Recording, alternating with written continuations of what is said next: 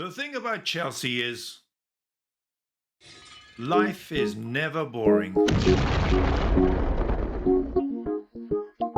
Hey chaps, welcome back to properchels.tv, your one-stop Chelsea news network. I'm your host, Logan Blue. And in today's episode, oh my god, we've only gone and won a football match. Yes, you read that correctly. This is not a drill. This is not a drill. We have won a football match. And we won it by quite a distance, and we won it away from home, and we won it against one of our bogey teams in Wolverhampton Wanderers. Now, that was a crazy game. That game was just bonkers. Bonkers, bonkers, bonkers. And the old cliche of, it's a game of two halves. Yes, it's a game of two halves. That's football generally, but that was certainly the Chelsea experience with this particular game. The first half, we scored an early goal through Jackson, a lucky flick on from one of the defenders at a corner. Jackson, right place, right time, buried the header. Well played, sir. Right place, right time. Not really skillful in the sense of we did anything. We just got lucky. Okay, great. Fortune favors the brave and all that. Then they score. Okay, and that's a save that Sanchez should make. That's a goal from Kuya. And Kuya, he's about the penalty spot, give or take.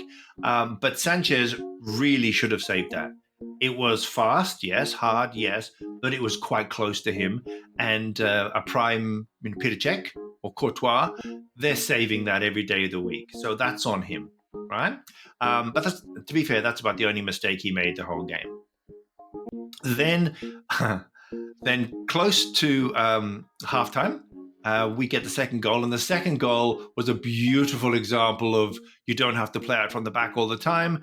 Route one football, as we would have called it back in the day, hoofed up the field. The ball was hoofed up the field by Sanchez. Jackson gets a beautiful little stretched right leg flick over the shoulder of the last defender. Palmer sees their keeper is off the line, lobs him. 2-1. And was it just me, or as soon as that chance presented, you knew it was going in?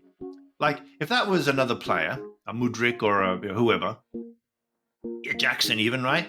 You're unsure until it goes in that it's going in. But as soon as Jackson had the ball at his feet, you just knew it was a goal. Like 10 times out of 10, he's scoring that because he's a genius. The man is just that good, and by far and away the best attacker we have got. Then we're 2-1 up. To be fair, we didn't deserve to be 2-1 up because, like I said, it was a bonkers game. It was back and forth, back and forth, back and forth. But we're 2-1 up. Halftime's approaching. Madueke then barges over one of their attackers. They get a free kick, and I said to myself when this was happening, I said, they're going to score this. It's so Chelsea. They give away a needless free kick, and we can't defend for toffee. And what happens is they cross the ball in left to right across the penalty area. Not one, not two, but three of their players get goal side of our defenders while being onside. One of them heads it across, and bang, it's a goal. Right? So it is what it is. It's 2-2 by this stage. And nothing Sanchez could do about that one, right?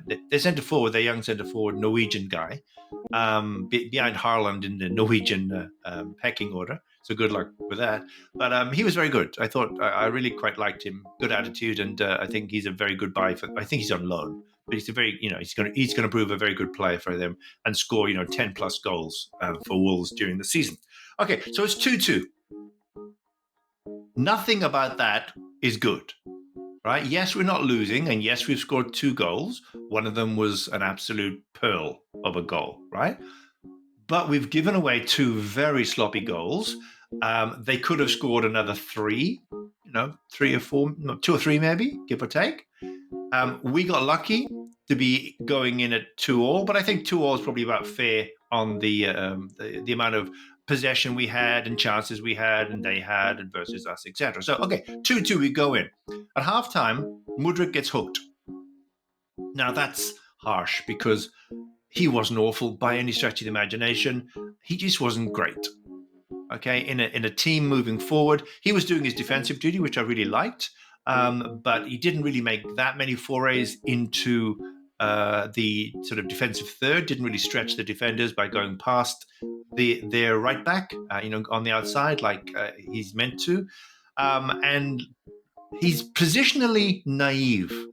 So a lot of times when he's out of the ball, he's kind of standing in no man's land. He's not pressing, and he's not sort of holding his position, right? He's kind of just he's a 23-year-old with an 18-year-old footballing brain. But there's definitely a footballer in there, but it's just whether he's going to be a footballer at Chelsea. That I'm not sure of. But anyway, he's hooked, and we bring on Neto. Enzo brings on Neto. Brilliant. Okay, Neto is terrorizing their defenders from the get-go. Obviously, Neto came from Wolves and only left like a week ago. So this is, it's like him going home.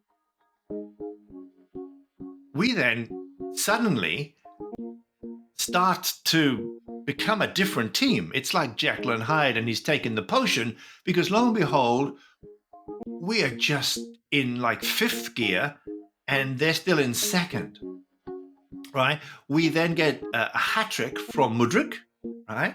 And the first one was, again, like our first goal with Jackson. Madueke's first was fortuitous. But you don't score if you don't shoot. He shot, he got a deflection, went past the keeper. Great, lovely. We're ahead 3-2. But then within about 15 minutes, he got a hat-trick. All three of them, simple passes, but necessary passes from Palmer. So Palmer in this game has got one goal, which was a worldie, and 3 assists. Okay, how's that for you? Padding your stats early on. And they were on the ropes by this stage. They just didn't, shell shock, didn't know what had hit them. And then from there, we go and get another one with a brilliant move by Neto down the left, right? Looks up, which Mudryk doesn't do. Okay, blistering pace, because apparently he's as fast, if not faster than Mudryk, which is hard to believe.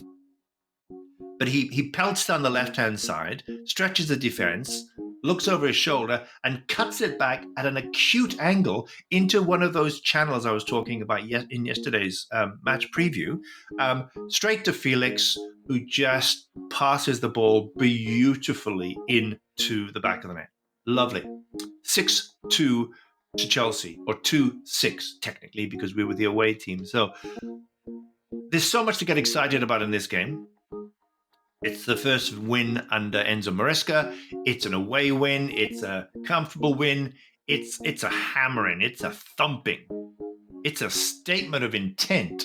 However, Enzo privately will not be happy, because in the first half, we had no control over the game. And remember, that it's kind of like potch ball. The first half was potch ball. Back and forth, back and forth, back and forth.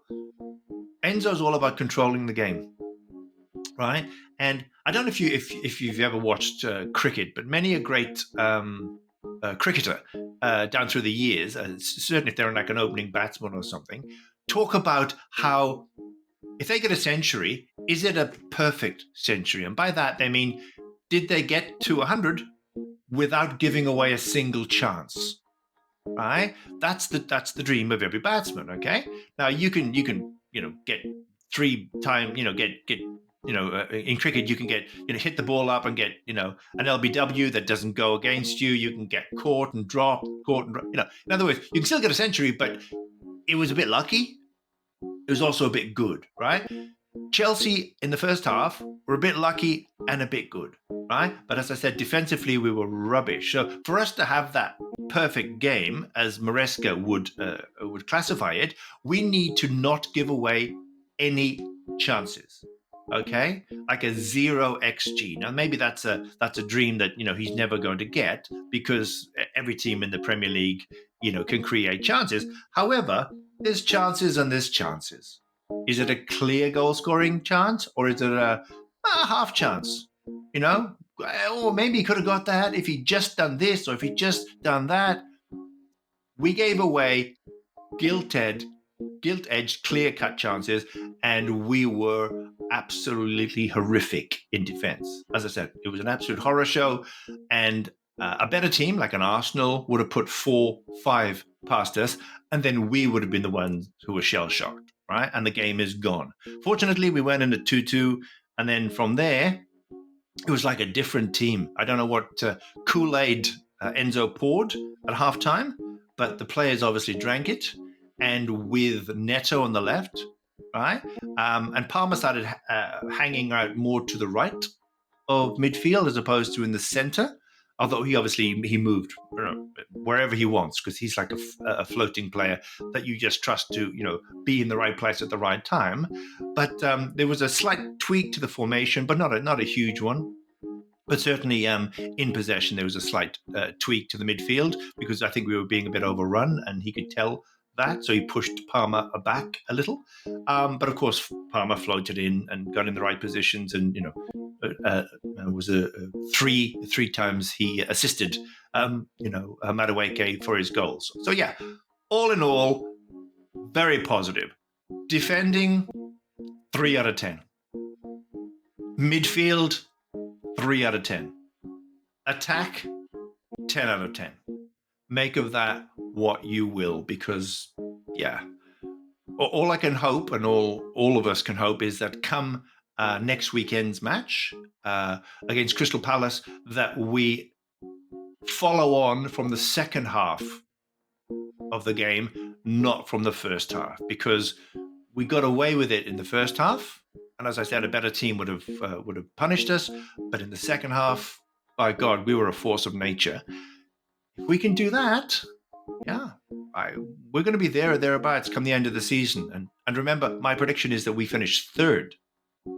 Okay, so we'll see. And this is without Osman or without a new striker, who obviously would be great if we could get him or somebody of quality in as an alternate to Jackson in the number 9 position. But anyway, that's a game, and what a great game it was for the neutral. And the first half aside, the second half was joyous, because how often do we as Chelsea fans of late actually get to enjoy a Chelsea match? Not often enough. Okay, then, that's all the news that's fit to print, and quite a bit that isn't. As always, thank you again for watching. Don't forget to like and subscribe, and God bless, look after yourselves, and I'll see you in the next one.